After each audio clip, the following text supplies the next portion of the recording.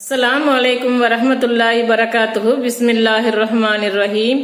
அன்பான சகோதர சகோதரிகளே, எல்லாம் வல்ல அல்லாஹ்வின் நல்லடியார்களே, இன்று நாம் காணவிருக்கும் தலைப்பு உஹது போரில் ஒரு காட்சி. உஹது போர்க்களம் இஸ்லாமிய வரலாற்றில் மறக்க முடியாத ஒரு போர்க்களம். அந்த போர்க்களத்தின் போது நபி ஸல்லல்லாஹு அலைஹி வஸல்லம் அவர்களை எல்லா திசைகளில் இருந்தும் ஆபத்துக்கள் சுற்றி வளைத்து விடுகின்றன. எதிரிகள் யார், முஸ்லிம்கள் யார் என்று அடையாளம் தெரியாத அளவுக்கு போர்க்களம் சின்னாபின்னமாகி இருந்தது.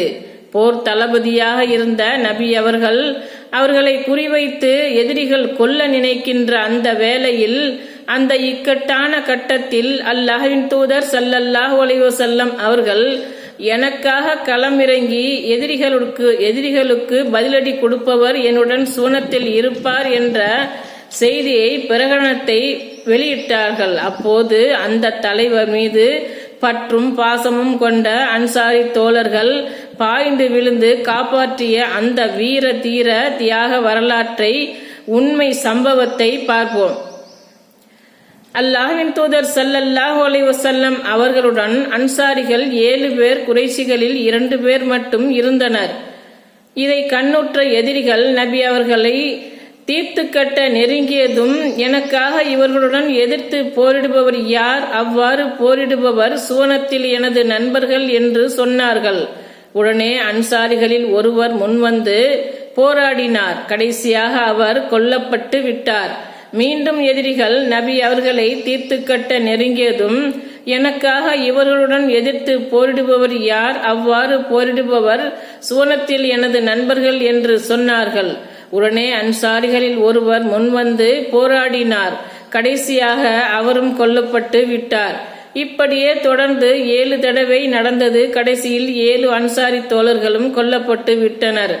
அப்போது அல்லாஹ்வின் தூதர் ஸல்லல்லாஹு அலைஹி வஸல்லம் அவர்கள் குறைசிகளான 2 தோழர்களை நோக்கி, நம்முடைய குறைசி தோழர்கள் அன்சாரிகளைப் போல் நடந்து கொள்ளவில்லை என்று குறிப்பிட்டார்கள்.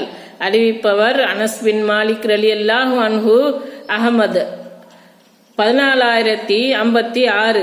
அல்லாஹ்வின் தூதர் ஸல்லல்லாஹு அலைஹி வஸல்லம் அவர்கள் சுவனத்தில் தமக்கு நண்பர் என்ற துருப்புச் சீட்டை தூக்கி போட்டதும், அன்சாரி தோழர்கள் துள்ளி குதித்து கொண்டு தூய நபி ஸல்லல்லாஹு அலைஹி வஸல்லம் அவர்களை அள்ளி அரவணைத்து காக்க முன் வருகின்றனர். தங்களது இன்னுயிரையும் நபி அவர்களுக்காக பணயம் வைக்கின்றனர். அன்சாரிகளின் இந்த தியாகத்தை கண்டு நெகிழ்ந்து போன நபி ஸல்லல்லாஹு அலைஹி வஸல்லம் அவர்கள், இந்த நெருக்கடியான கட்டத்தில் என்னுடைய உயிரை காக்க அன்சாரிகள் செய்த தியாகத்தை போன்று முஹாஜிர்களாகிய நீங்கள் செய்யவில்லை. அந்த தியாகத்தில் அன்சாரிகள் உங்களை முந்தி சென்று விட்டார்கள் என்று அன்சாரிகளை வெகுவாக பாராட்டுகிறார்கள்.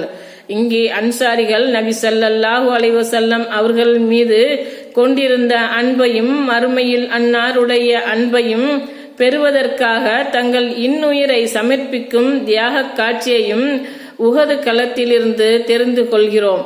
போர்க்களத்தில் மட்டுமல்லாது சாதாரண காலத்திலும் அல்லாஹ்வின் தூதர் ஸல்லல்லாஹு அலைஹி வஸல்லம் அவர்களின் அன்பை மட்டுமே நபி தோழர்கள் எதிர்பார்த்திருந்தார்கள். அஸ்ஸலாமு அலைக்கும் வரஹ்மத்துல்லாஹி வரகாத்துஹு.